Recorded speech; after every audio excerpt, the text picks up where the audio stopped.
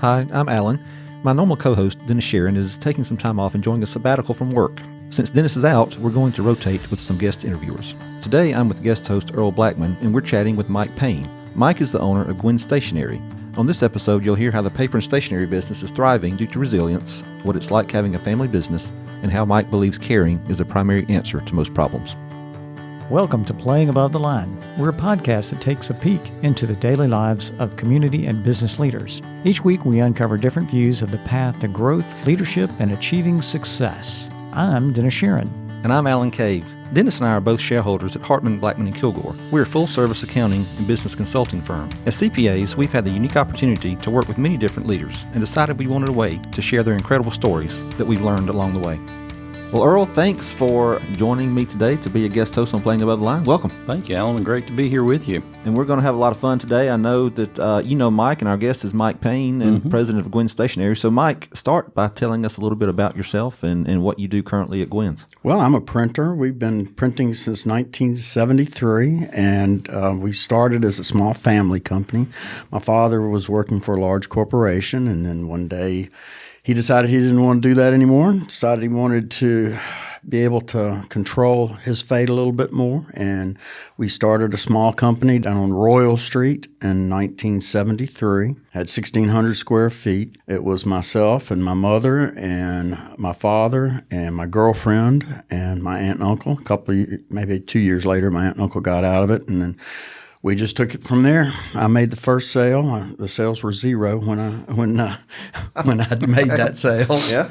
And like I say, that was in 73. So I guess that was, 46 years ago almost, or 46 years ago when we did that. And was that your first job? That was my first job. Okay. Well, that was my first real job. Yeah. It was right out of high school. Okay. So you've been doing this for a long time now. Quite a while. Yeah. Well, so you've seen the world change. Back in 1973, there was no internet, there was no Facebook, there was no Snapchat, there was no Instagram. Oh yeah, those are all relatively recent occurrence in my geologic time. Yeah. They happened recently. How has that affected your business? My son is at Auburn, and so I asked him, "Did you go buy your books?" He says, "We don't buy books anymore. We have them on an iPad, or I get them on my phone, or whatever." So it's got to be better on their back. I would think so. Yeah, he carries his little MacBook around, and that's it. Yeah. So, how has that affected what you do, and then have you kind of had to adapt to that? Well, resilience is important. That's rule number one. You got to look forward, and you got to be able to be resilient and pay attention to what's going on in the world. So, like I say, when we started, we were setting type on Verityper headliners and on IBM Selectric composers, which was strike-on type. Basically, you type it on a piece of paper. You paste it down on another sheet of paper. You shoot a piece of film. You opaque the film. Then you strip the film to put the film in the correct position. Then you make a plate, put the plate on the press, print it. Nowadays, we set it on the Mac. The Mac goes directly to the plate. All that stuff is out of the way, and it's incredibly faster than it was when we started, and it's a whole lot easier, and it's a whole lot less expensive than what we used to spend in trying to prepare a print file. It's also prettier, and everything is better now. But there's a lot of people that couldn't make that jump. They couldn't change with times, and they stayed stuck in where they were. And some of them are still here, but almost all of them are gone. So resilience is important. That's the number one takeaway in my world. Kind of taking off on that, Mike, we've been working together for a while, and I know that when Gaffer's closed here, some folks that are listening may not be familiar with that, but when Gaffer's closed, that was a major... It was sort of a big deal. It was sort of a big deal.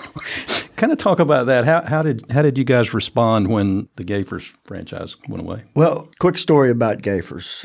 My client called me up on the phone to get a price on some forms. Called him back, and I couldn't get a hold of him. So months later, I went back to the receptionist at Gaffer's, and I said, "I'd like to speak with so-and-so." She says, "Well, you'll never get to speak with him." I said, "Oh, okay." So I continued, and I persevered, and finally got back to him. And by the time it was all said and done, Gafers was about an $880,000 account a year, which was about 48% of my total sales. And we actually bought a printing press based on that account. That press was a $647,000 machine that we purchased based on that particular account and what they wanted to do. On a Friday, I got a call from the Heidelberg saying that the press was ready to go, and they asked me if I wanted to uncrate it in Atlanta or uncrate it in Mobile. And I said, well, it doesn't really matter, whatever y'all like to do. They said, okay, we'll uncrate it in Atlanta, bring it to Mobile, and be there on Monday. I said, okay, great. The day after that, on the Saturday, I get a call from my client at Gafers saying that they had been sold to Dillard's for $3.2 billion. At that point in time, I said, okay. He says, well, I'm not really sure that you understand what that means. That means that within 6 months, all of our business will be gone. Keeping in mind that I had just spent $647,000 for a machine to do this work. So we had to be resilient. We got lucky and we were able to work real hard and get a different account that brought us probably $300,000. So we were able to survive that situation. But again, we lost 48% of our total sales in that situation. So we're real proud that we were able to survive that hit. Well, I mean, you've done more than survive. You've thrived in this economy. And as Alan said, things are changing. So you're right. Our sales have increased. Our sales were about almost $2 million at that point in time, and we're actually over $3 million now. What do you attribute that to?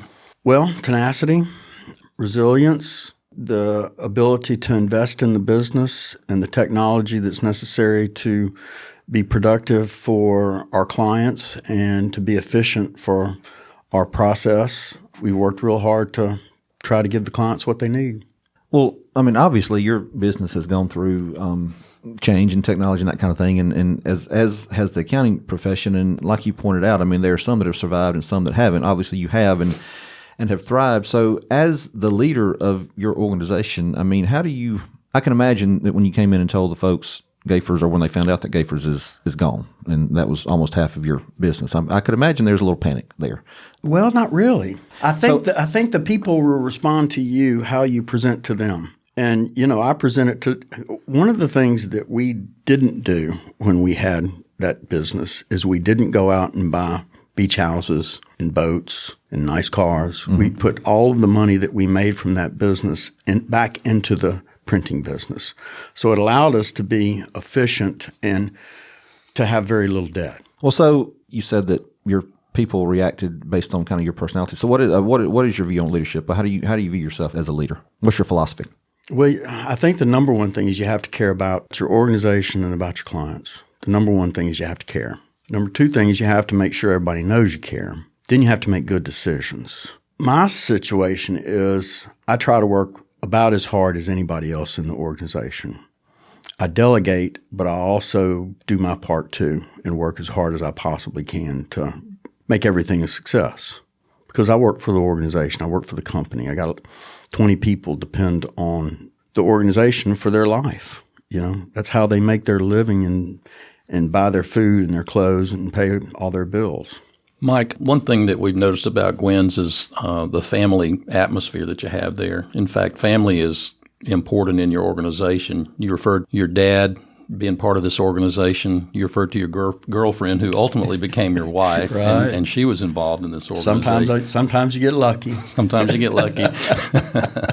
Well, you got really lucky, brother. I did. Sir. Talk a little bit about family, because even now your daughter Katie's working in the organization. So kind of talk about family and what that means to you and as it relates to Gwin's. She is. She graduated from Auburn back in 2009, and when times were exciting, and at that point in time, you remember what happened in 2009, and there was questions as to whether people were even going to be buying print at some point in time. Word was that, print's dead, and nobody's ever going to be buying print. I asked Katie, took her to lunch, said, hey, are you sure you want to get into this? Are you sure you want to invest your time in this situation? And she said, it's coming back. I know it is. And she says, I'm one of the generation that says that print's dead, but I don't believe it. I think it's going to come back. And I said, okay, All right, let's go then. And she's been with us ever since. And she took my wife's position when my wife passed, and she's doing a great job. And, we're very fortunate to be working together. I think it's a wonderful thing to be able to work with your child. And many of the people in the company we treat like family. In fact, everybody in the company we treat like family. And we one of the things we needed to do last year was to make a small capital investment in the business. And one of the things we purchased was a massage chair for the team members, and it's in the lunchroom, and everybody can use the massage chair whenever they want. And, it's just one of those little perks that we do. We also do bonuses twice a year. We'll do a bonus in end of our fiscal year, and then we'll do another bonus in December. And, we do that because it helps people with Christmas and it share the wealth. I hear you. Alan, we may want to check into that massage chair. I was just thinking, I'm sure that we would have some takers if we could get a massage chair or two around the office. Well, think about. What does it cost you? It's 50% accelerated depreciation, right?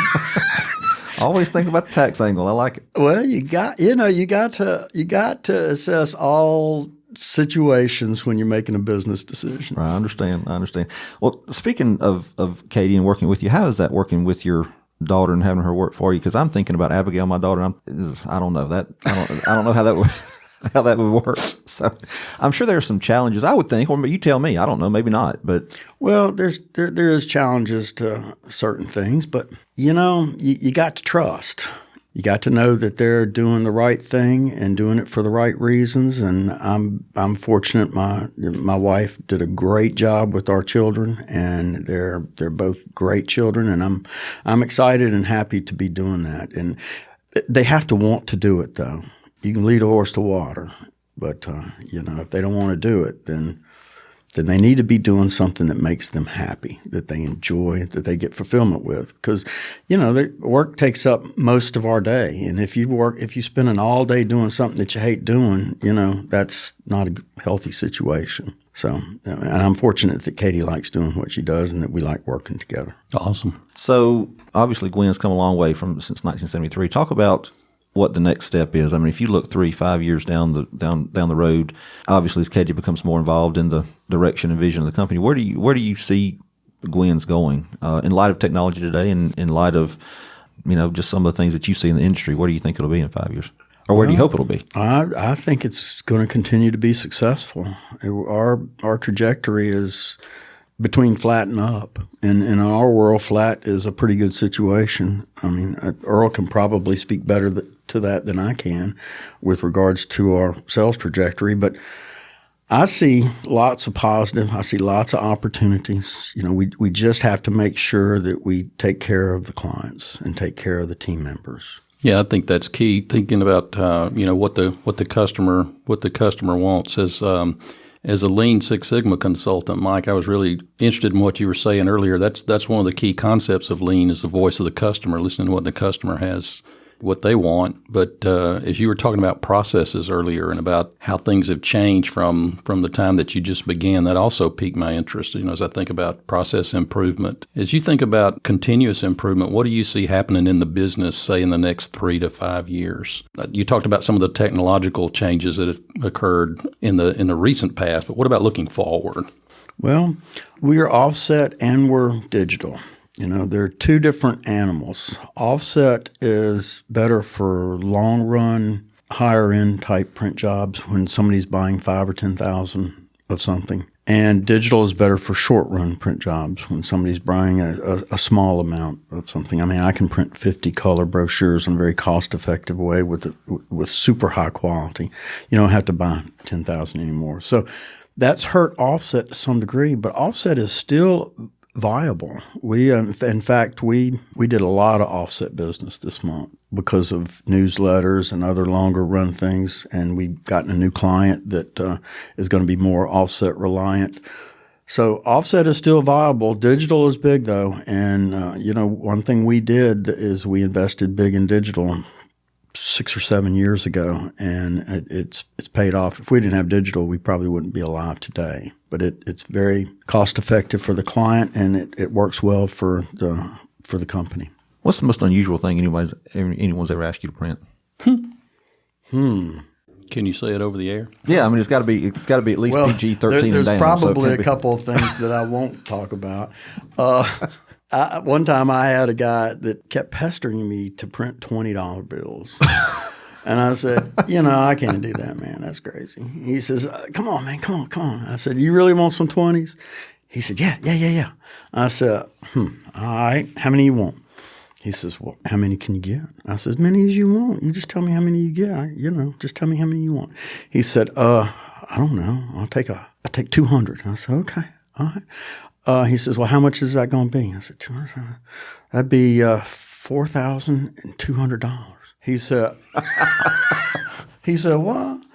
I said, yeah, I'm going to go to the bank and I'm going to buy them and I'm going to mark them up 10%, man. He said, yeah, all right. So, yeah, that's probably the dumbest thing anybody ever asked me to do. What is the most unusual? We do a lot of unusual print jobs. No, I'm sure. We do. And that's one of the things that sort of helped us survive. A lot of times there's some of the online people and such, they have very specific parameters of what they can and can't do based on their automated systems. Yeah. They don't use humans. But we try to make sure that we solve the human problem that the client has, and I think that sets us apart from a lot of of our competitors.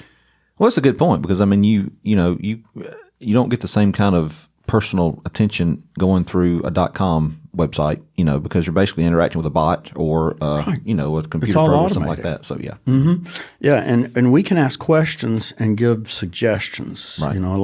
When people are buying printing, a lot of times they really don't know what they're doing, but they sort of know what they want, but they don't really know exactly how to get it. And it helps to talk to another human being that will talk you through the process and ask the questions that will be helpful to you in the long run. And that's one thing I think that has made us successful is our ability to talk to the client and the fact that we care for the client. We got 3 customer service people plus a receptionist that can talk to the clients about the jobs. We have 4 designers that can design the work for the client, so they don't have to send us a file that's ready. They can send us an idea and then we can finish it off for them, and they like that. Talking with you is like kind of sitting around the table just chatting, but it's a lot of fun. What's talk about fun at work? What's fun for you? What gets you going? What's the most fun part of your day? A challenging creative project that pushes the limits and that the client is happy with at the end. I got one yesterday that's going to be interesting. It's an invitation for a client that's going to have foil stamping and silver ink with black ink and silver mixed with black on a dark blue stock. It's going to look real interesting when it gets done. And I like seeing the finished product and the look on their eyes when they get it and it looks better than they thought it was going to look. And they say, wow, this is better than I thought it was going to be. And then you know that they're happy, and there's nothing better than a happy client because, they'll tell lots of people about what you were able to do for them, and then that enhances your reputation in the market and makes you feel good about yourself. It's just amazing for me to hear him talk about, the paper and the print on this and how he's all into that. I love it. I love the That's creative clear. part of it.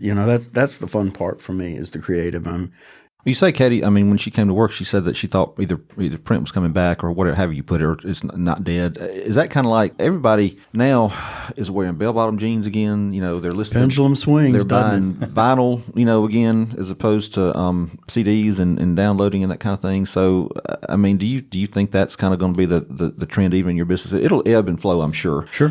But and I think even now a trend is people are going more toward, instead of sending emails, they like the nice stationery where they can write and that kind of thing, right? Well, one of my clients, a major client, started sending out all their invitations for all events via email 5 years ago. They called me in the office one day. They said, well, we got this special event. It's a very, very, very, very special event. We want to print some invitations. I said, wait a minute. What? You going to print an invitation? What do you mean? They said, no, we really want to print one. We really want to print this. I said, okay. So we ended up printing a very nice piece that had gold foil on the front on black, and then it had black thermo on the inside on a duplex sheet, and it ended up being really, really nice. Now, the event was a huge success. And I really believe that people want to have something in their hands. They really want to feel and touch something. They want something they can put on their desk. They don't really necessarily want to flag it on their email and have to go back and look at it later. The event was a success, and they've been printing those and other special invitations ever since. And it's been very successful for them. You know, you need lots of tools. And the internet's a tool, email's a tool, print's a tool, telephone calls are a tool, robocalls are a tool. All these things are tools, you know. And in order to be a successful mechanic, let's say, and fix all the problems, you need all the tools in the toolbox, you know, not just one or two.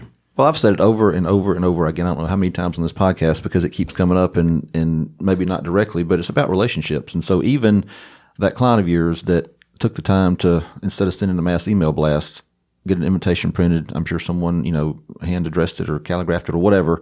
I mean, that just, you know, that kind of plays into that whole people want a connection. Mm-hmm. Personal touch. Right. Absolutely. They want somebody to care. And we also were able to take the database that they had and address the envelope with a special font that we used that looked very nice so that and we mailed it for them. So we handled the whole project.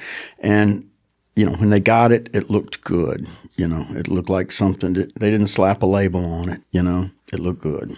Hey, Mike, just thinking about the fact that when you started, you said your dad was in the business, and I'm sure he was a mentor to you. Oh, yes. I want to talk about mentors a little bit. Talk about your dad and how he was a mentor, and then maybe other mentors that you've had along the way. Well, of course, Dad and my mother were the best mentors. You know, my father had a lot of courage. You know, he was working for a large multinational company, making a really nice salary, lots of money back in 1970, and he had the courage to quit his job at 45 years old and start a little business in downtown Mobile with a 17-year-old kid who was really more interested in riding motorcycles and chasing girls than anything else in the whole world. I was going to say, yeah. You know, so that takes a lot of courage, a lot of faith, a lot of strength. I just can't say how proud I am of his courage and his creativity and his tenacity. And he's the best salesman I've ever met in my life. He would come up with ideas that I'm working on coming up now, and I'm still working on trying to emulate his sales process. So, of course, my mother and my dad were my first mentors. Of course, my wife was a mentor, believe it or not. She taught me a lot about patience and a lot about interpersonal relationships that I probably needed help with when I was a little younger and maybe still do now. And my attorney, E.J. Sad's one of the smartest people I've ever known. He helps me a lot with situations that I don't have the answers to because it's not my area of expertise. You know, you guys at Earl Blackmon have been very helpful to me and helping me make good decisions with accelerated depreciation like we talked about before and conservative business ideals. So thank you so much for that. That's good stuff. But I am curious. So your dad was 45 when he started Gwin. So yes. Why? I mean, what was the impetus? What was his father, driving passion that made him want to do that? My father was a very independent person. He came from the hills of Tennessee, and he was born in 1927. So he saw some tough times as a child, and he was a very independent man. He wanted me to be able to be independent, or more independent than he was at that time, and he wanted to be independent. He liked working for himself, and he wanted me to have that opportunity. He didn't want to work for the big company anymore. Gotcha. Yeah, I would say that both of you are very independent, and you have a strong entrepreneurial streak in you. Well, thank you. No doubt about that.